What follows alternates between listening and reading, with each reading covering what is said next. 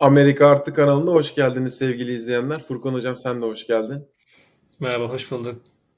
Evet, gündem başlıklarımıza geçmek istiyorum sen de izin verirsen. Tabii,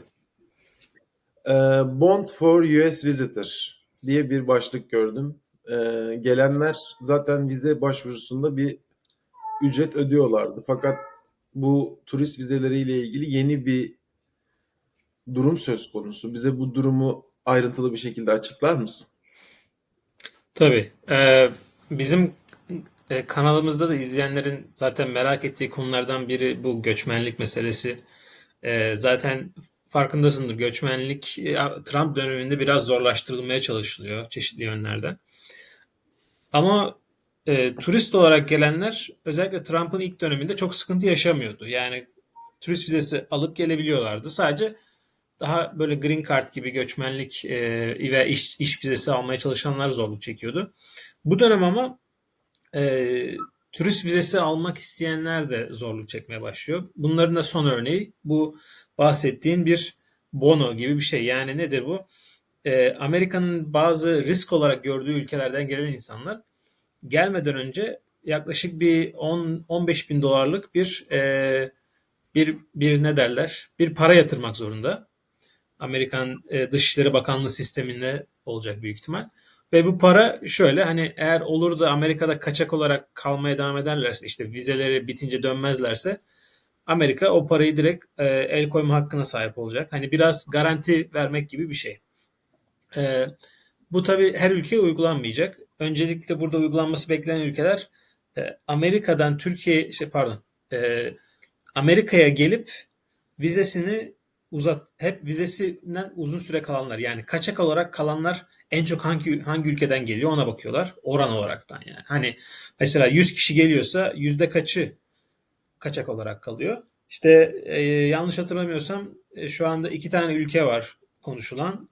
Bir Zambiya var galiba. Bir tane daha gene Afrika'dan bir ülke. Bu iki ülkeyle başlayacak büyük ihtimal ama bizi ilgilendiren kısmı şu.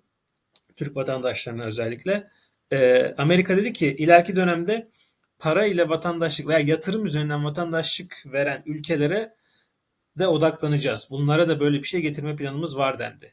Ve bu ülkeler içerisinde Türkiye de var. Neden? Çünkü Türkiye'de biliyorsun ev satın alarak vatandaşlık alabiliyorsun. Bu sebepten dolayı Türk vatandaşlarına da belki 10-15 bin dolarlık gibi bir rakam olmasa da ciddi bir miktar bond gelebilir. Biz bu meseleyi yakında takip edeceğiz. Eğer özellikle Türk vizelerine Türkiye'den gelen vatandaşlarımıza yönelik öyle bir düzenleme olursa da hemen zaten bilgilendireceğiz. Ama son durumda sadece iki ülkeyle sınırlandırılmış gibi. Evet, buradan şunu söyleyeceğiz. Yani bu bir vize ücreti değil. Benim anladığım bu. Bu bir Hı hı. security deposit dediğimiz işte depozit olarak alınacak. Eğer bir kural aşımı yapılmadıysa vizeyle ilgili bu iade edilecek. Vizenin bitimi akabinde. Hı hı. Ancak bu şekilde gelip süre aşımı ve diğer vize ihlallerinin önüne geçmeye çalışıyor Trump hükümeti.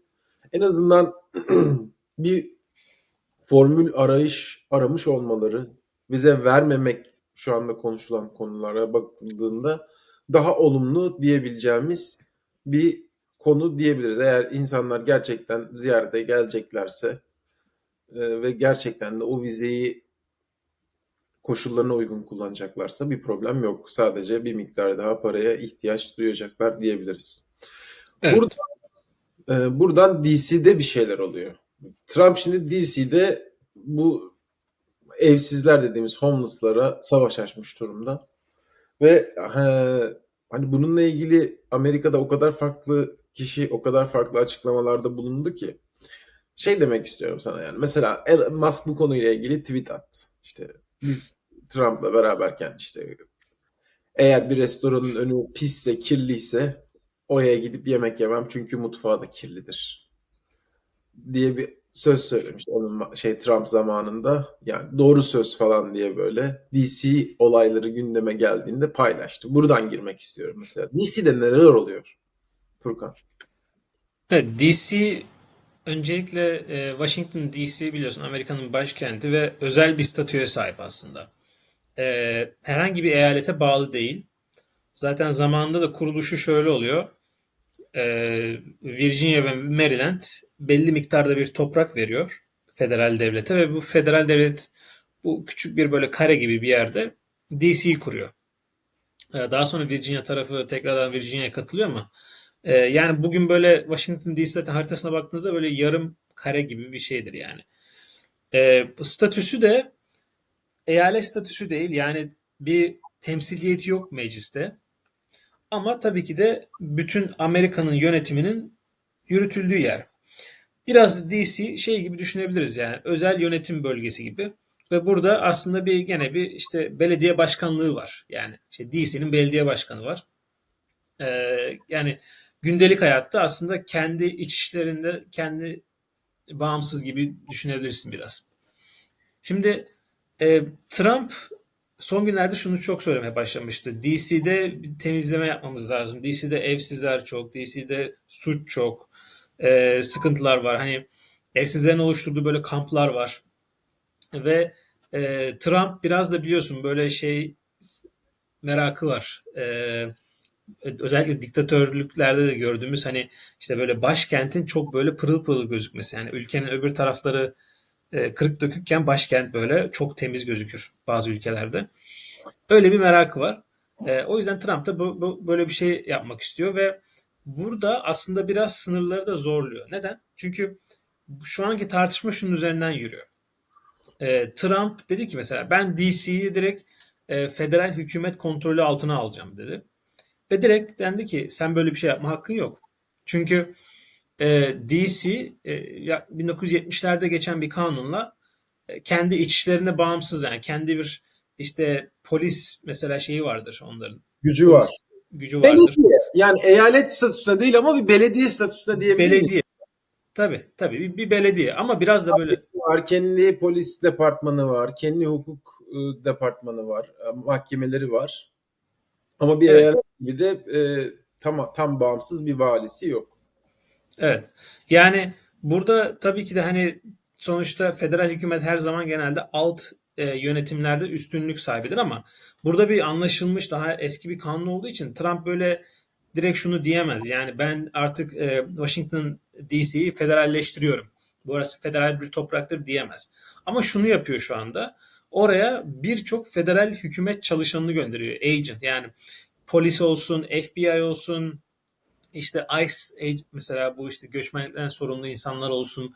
Bunları göndererek orada aslında biraz yerel hükümeti baskılamaya, bastırmaya çalışıyor ve son zaten gelen haberlerde de hem belediye başkanı hem de Washington DC'nin emniyet genel müdürü tamam biz yani Trump yönetimiyle kooperasyon içinde olacağız. Yani birlikte hareket edeceğiz demek zorunda kaldılar. Şu andaki tartışma da biraz bunun üzerinden yürüyor. Yani Trump'ın bunu yapma hakkı var mı? Veya ne kadar legal bir şey bu? Ama şu anda biraz bence güzel bir sınırda ilerliyor. Yani tam olarak böyle DC'yi ele geçirmiş falan gibi de bir durum yok. Sadece federal hükümetin biraz orada görünürlüğünü arttırdı aslında. Ve bu Askerler evsizleri inecek diye bir şey duydum ama askerler indi veya inecek. Bununla ilgili bir şöyle, şimdi asker dediği aslında National Guard dedikleri bir şey. Şimdi Amerika'da ordu biraz garip bir şeye sahip, şemaya sahip. Şimdi bir normal bizim bildiğimiz işte ordu var, kara ordusu, deniz ordusu, işte hava kuvvetleri vesaire. İşte bizdeki komandolar gibi burada da komandolar falan var. Bir de e, National Guard diye bir şey var. National Guard da şu aslında asker ama ülke dışına çıkmıyor veya herhangi bir savaş için kurulmuş bir sistem, bir grup değil. Bu tamamen ülke içinde herhangi bir ihtiyaca bir binaen kullanılan işte bir atıyorum acil bir durumda kullanılan işte deprem oldu, yangın oldu vesaire. Hani biraz daha böyle jandarma diyebileceğin belki de bir yerde ama federal hükümete bağlı bir sistem. Şimdi bu federalin altında olduğu için biraz da asker görünümlü olduğu için tabii ki de Trump'ın bunları göndermesi biraz tepki çekti. Ki Trump biraz bence National Guard'ı zaten haddinden fazla kullanıyor. Mesela Los Angeles'a da böyle Los Angeles'takiler istememesine rağmen oraya mesela bir sürü National Guard gönderdi ve bu gönderilen National Guard'ların da parasını yani buradaki insanlar ödüyor zaten. Hani böyle ağaçtan düşmüyor bunların masrafları. Boşuna da masraf da yapılıyor aslında bir yerde. Bu sebepten dolayı hani National Guard tamam hiç böyle gönderilmez diye bir şey yok. Mesela atıyorum 1950'lerde Eisenhower göndermiş Alabama'ya göndermiş. Çünkü o zaman orada siyah beyaz entegrasyonu sağlansın diye göndermiş. Çünkü gerekliydi. Ama günümüzde aslında böyle acil bir durum olmadığı sürece işte bir doğa felaketi Allah korusun çok gerekmiyor. Bu sebepten dolayı burada biraz tepki çeken de bu. Yani bunu böyle bir piyon gibi sürekli her yere göndermesi ve ordu gibi gözüktüğü için de biraz da böyle bir şey de oluşturuyor insanlarda. Bir psikolojik baskı da oluşturuyor. Bu biraz bence zaten sıkıntılı bir durum. Onu da söyleyeyim. Bir başka vize türü olan H-1B vizesinde bir kural değişikliği olacağına dair açıklamada bulundu USCIS. Ve H-1B vizelerinde artık bir öncelik sıralaması olacağını, ne kadar yüksekse bahse konu işin maaşı, bunların daha hızlı bir şekilde proses edileceği, daha ne kadar düşükse bunların sistemde daha uzun süre proses edileceğine dair bir açıklamada bulundular. Ayrıntıları paylaşacaklarını söylediler. Bu konuyla ilgili Amerika'daki gündemde neler konuşuluyor? İnsanların buna tepkileri nasıl? Tabii ki de bu aslında biraz ciddi bir mesele. Çünkü Amerika'nın göçmenlik sisteminde şöyle bir şey var. Çalışma vizeleri veya işte aile birleştirme vizeleri bunlar genelde yıllık kotaya sahip. Yani atıyorum siz Green Card aldınız. Daha sonra eşiniz çocuğunuz gelmesini istiyorsunuz. Bunu hemen yapamıyorsunuz. Bunun gene bir sırası var. Çünkü yılda Amerika sadece belli bir sayıda vize veriyor bu kategoride, her kategoride. H1B de bunlardan biri. Yani Amerika'ya yurt dışında yaşayan birisinin Amerika'da bir çalışma teklifi, iş teklifi alıp gelmesi için verilen vize. Bunun kotaları aslında zaten hep eleştiriliyordu. Çünkü bu kotalar yıllardır güncellenmiyor. Yani genellikle zaten hep de böyle sıkıntılı olur. Ve bu kota artık günümüzdeki ne derler ona talebe yetmediği için de İhtiyacını karşılamıyor. ihtiyacı karşılamadığı için de loteri sistemi vardı. Yani çekiliş yapılıyordu. Mesela Green Card'da da böyle loteri vardır. Belki bilenler vardır. Bu loteri sisteminde de şöyle bir şey oluyordu. Yani e, bu iş teklifi alan herkes bu loteriye giriyordu. İşte atıyorum 100 bin kişi giriyorsa işte 20 binle vize çıkıyordu. Geri kalanlar bir sene daha bekliyordu belki. Bu böyle bir sürü şeye sebep oluyordu. Hani çok güzel iş teklifi alıp işte Google'dan, Facebook'tan falan ama gelemeyenler oluyordu mesela. Ee, Burada herhalde biraz da şu mantık var. Yani eğer birisi daha yüksek maaşlı bir teklif alıyorsa daha önemli ve Amerika'ya daha büyük faydası olabilecek bir işe geliyordur diye düşünülmüş benim anladığım kadarıyla ve tabii ki de devlete de daha çok vergi verecektir bu insan. Yani 1 milyon kazanan birisi 100 bin kazanan birisine göre daha fazla vergi verir. Bu sebepten dolayı biraz bunun önceliği oldu ama bence bu şuna sebep olacak. Amerika'da biraz büyük firmalara kolaylık gibi olacak. Çünkü mesela teknoloji firmaları işte Google olsun, Facebook olsun, Apple olsun bunlar yüksek maaşlar verebilecek kapasitede firmalar ve bu ne demek? O zaman artık hani bu firmalar dünyadaki bütün talentları, yetenekleri kendine daha rahat çekebilecek. Çünkü yüksek maaş verdiği için vize çıkma olasılığı yüksek olacak. Ve daha böyle orta ve küçük ölçekli firmalar biraz daha yereldeki yeteneklere dönmek zorunda kalacak. Biraz tabii ki de bu hani bir uzun Bu vadede ne kadar fark eder bilmiyorum. Furkan, çok özür diliyorum, sözünü kestim. Ya bu Estağfurullah. istenen bir vize statüsüydü. Özellikle belli ırklar bu vizeyi fake olarak alabiliyorlardı. 100 bin dolar gibi bir maaş gösterilerek gerçekten bir iş, gerçekten bir çalışma, gerçekten o kişinin Amerika'da olup olmamasından farklı şekilde bir sistem oluşturulmuştu. Ben bunu geldiğimde görmüştüm.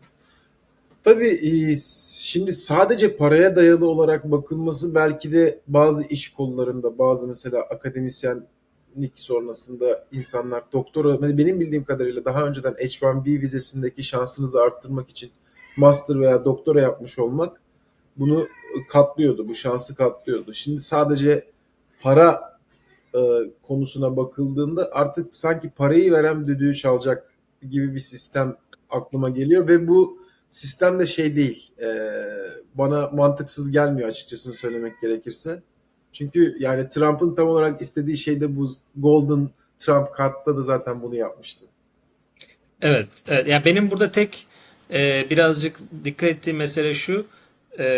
Bu akademiyi de kapsıyor mu ona emin değilim. Çünkü normalde akademide akademik işler için gelenler veya akademik iş bulanlar için ayrı bir kota oluşturuluyor ve genelde oradan zaten vize çıkıyor akademisyenlere. Bu da kapsam dahiline alınacak mı bilmiyorum. Çünkü alınırsa akademi maaşları piyasa maaşlarına hiçbir zaman yetişemez. O yüzden büyük ihtimal zaten o zaman kimse o şekilde vize alamaz. O bir sıkıntı yani. Evet, senin uzmanlık alanına girdim, kusura bakma. Evet. Neyse. Şimdi güzel bir konu değerlendirmek istiyoruz. Olimpiyatlar Los Angeles'a geliyor. Ve Los Angeles bu konuda bir iddiayla ortaya çıkıyor. Daha önce iki kez ev sahipliği yaptığı için hiçbir inşaatı e, sıfırdan bir inşaat yapılmayacağını, sadece renovasyonla bu işi yapılacağını söylüyor. Biliyorsun Los Angeles gündeme genelde kötü başlıklarla geliyordu. Evsizlerle geliyordu. Sokak gösterileri, hatta sokak meydan savaşlarını görüyorduk. Ama artık güzel haberlerle ortaya çıkmak istiyoruz diyorlar. Bir kere şehir kenetlenmiş gördüm. Belediye başkanı olsun, üniversiteler olsun. Örneğin kalacak yer ihtiyacını için bir inşaat yapmaya gerek yok. İki tane üniversitemizin e, bunu karşılayacak yurtları var, dromları var dediler. Yine çok güzel bir olimpiyat açılışı için kullanabilecekleri daha önceden yapılmış bir stadyumları var. Yine üniversitelerin sosyal ve spor etkinlikleri için alanları var. Bunu çok düşünülen, genelde milyar dolarlar açıklanır bunların bütçesi ve bu milyar dolarların da çok daha üzerine çıkar. İkiye katlanır, üçe katlanır bir durumdur. Yani genelde olimpiyatlardan sonra terk edilmiş binalar ve tesisler kalır ama Los Angeles bunu daha farklı yapmak istiyor. Bu konuda güzel bir haberle bitirmek istiyorum ben de yayını. Onun için sana bunu soruyorum. Los Angeles'ta güzel neler oluyor? Evet. Los Angeles, evet dediğin gibi biraz son yıllar özellikle Covid'den itibaren kötü şeylerle gündeme gelen bir şehir. Ki ben de gittiğimde pek yani bir böyle çok beklediğimi bulamadım diyeyim. Böyle bir şey. Şimdi olimpiyatlar 2028'de Los Angeles'a geliyor. Zaten 2026'da bildiğin gibi Dünya Kupası yapılacak Amerika'da. Biraz o konuda da aslında Trump şanslı bir dönemde başkan. Yani hem Dünya Kupası hem olimpiyatlarda başkanlık yapacak. Şimdi 2028'deki olimpiyatlar için dediğin gibi her sene zaten şu yapılır. Olimpiyatlar bitince hemen denir ki bak bu ülke ne kadar çok para harcadı. Onu da getirisini geri alamadı büyük ihtimal ve işte burada böyle hayalet şehirler ortaya çıktı işte böyle yapılar ve kullanılmıyor. Zaten Avrupa'da falan böyle bazı yerlere giderseniz görürsünüz böyle hakikaten hiç kullanılmayan atıl bırakılmış böyle yerler vardır. Olimpiyatlar için yapılmış. E, bu sebepten dolayı da hani Los Angeles biraz da biliyorsun Amerika'da da bu gündem aslında sürdürülebilirlik meselesi ve işte bir özellikle liberal bir eyalet olarak Kaliforniya ve Los Angeles'ın da buna dikkat etmesi zaten yani beklenen bir şey. Dedikleri şey şu yani biz onların zaten bir stadyumu var Rose Bowl diye bayağı büyük 100 bin kişilik falan. Ardından mesela Memorial Stadyum var. Dediğim gibi üniversiteler işte USC var, UCLA var, başka üniversiteler. Yani aslında bence zaten yapılabilecek bir şey. Los Angeles'ın yapabileceği bir şey. Yani bir inşaat yapmadan hakikaten sadece renovasyonlarla bu oluşturulabilir. Hani olimpiyat köyü kurma meselesi genelde gündeme gelir böyle şeylerde ama çok okullarla bu karşılanabilecek gibi gözüküyor. Bence Los Angeles'ın zaten odaklandığı mesele şu. Biz transportasyonu çözmemiz lazım. Çünkü günün sonunda sadece sporcular gelmeyecek. Buraya milyonlarca insan sadece bunu izlemeye gelecek ve şu anda bildiğim kadarıyla en büyük projelerden bir tanesi zaten e, havalimanı yolunun düzeltilmesi, işte oraya bir metronun uzatılması ve oradaki trafiğin rahatlatılması üzerine. Oraya gidenler bilir. Orada meşhur böyle bir havalimanı içinden geçen böyle bir yol vardır. Havalimanı terminallerin hepsini dolaşır. Zaten adı da Horseshoe Bend gibi bir şey. Yani Horseshoe pardon yani böyle at ayağı gibi. Hı hı, atma. Felakettir. At nalı yani. Felaket bir şeydir. Yani onun böyle bir girdin mi içine bir böyle e, şey sarmal gibi çıkamazsın yarım saat.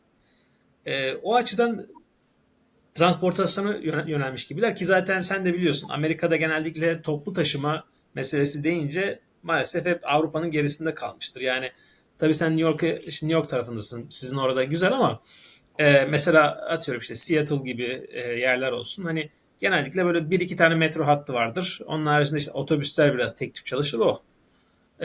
Bence zaten Los Angeles'ın yapması gereken doğru şeyi yapıyor. O açıdan onu söyleyeyim. Yani bina yapacağına daha çok böyle daha da gereksiz construction'dan ziyade bunlar mantıklı. Altyapısını yeniliyor, ulaşımı Evet. yeniliyor ve bu zaten bir topluma da Los Angeles halkına da bir fayda olarak kalıcı olarak kalacak, sağlanacak. Onların da yararına olacak. Güzel bir haberle bitirmek istedik. Yine bir başka güzel haberi daha eklemek istiyorum. Trump Nobel Barış Ödülü'ne bir adım daha yaklaştı. İki devlet başkanı daha adaylık için onun ismini önereceklerini söyledi. Azerbaycan Devlet Başkanı İlhan Aliyev ve Ermenistan Devlet Başkanı neydi? İsmini hatırlayamadım. E, Paşinyan değil. Paşinyan, Paşinyan birlikte önerdiler. Çünkü Rusyasız bir anlaşma imzalandı Amerika'da ve Trump koridoru açılıyor. Bu Nahçıvan'la Azerbaycan arasında bir iletişim kanalı oluşturulacak. Her iki devlet de bu konuda anlaşma sağladı. Bu güzel haberi de duyurmuş olalım. Bu konuyla ilgili de görüşlerini alalım. Daha sonra yayını kapatalım. Evet, Trump zaten geçenlerde galiba Norveç Başbakanı'na mı ne sormuş galiba Nobel Barış Ödülünü falan hani nedir nasıl oluyor diye galiba. Şimdi biliyorsun Amerikan başkanlarından en son herhalde Obama aldı Evet. bildiğim kadarıyla. Trump bence altta kalmak istemiyor. O yüzden o da bir şey almak istiyor ki bence bu yurt dışındaki savaşları bitirme argümanı biraz ona yönelik bir argüman gibi. Yani sonuçta hani savaşı bitiren birisi genelde bu tarz bir ödüle layık görülür. Bakalım yani aday gösterilecek mi gerçekten? Bekleyip göreceğiz. Yani İsveç Akademisi ne diyecek bilmiyoruz. Yani İsveç Akademisi bir şart koşmalı bence net bir şekilde Trump'a. Trump da onu yapar. Mesela Ukrayna-Rusya savaşını bitirirsen kim sana vereceğiz deseler ben gerçekten Ukrayna-Rusya savaşının biteceğine inanıyorum. Yani Yani çünkü evet. Evet. şey sevmiyor yani böyle güzellik olsun, iyilik olsun, dünya daha mutlu olsun bu tür şeyleri sevmiyor. Yani. Net konuşulmayı seviyor. Bir businessman gibi yaşıyor, bir businessman gibi devlet yönetiyor. Ve bundan dolayı da yani mutlaka netliği seviyor ve güzel bir şekilde güzel bir görüntü verdiler. Umarım bu barış bütün dünyaya yayılır.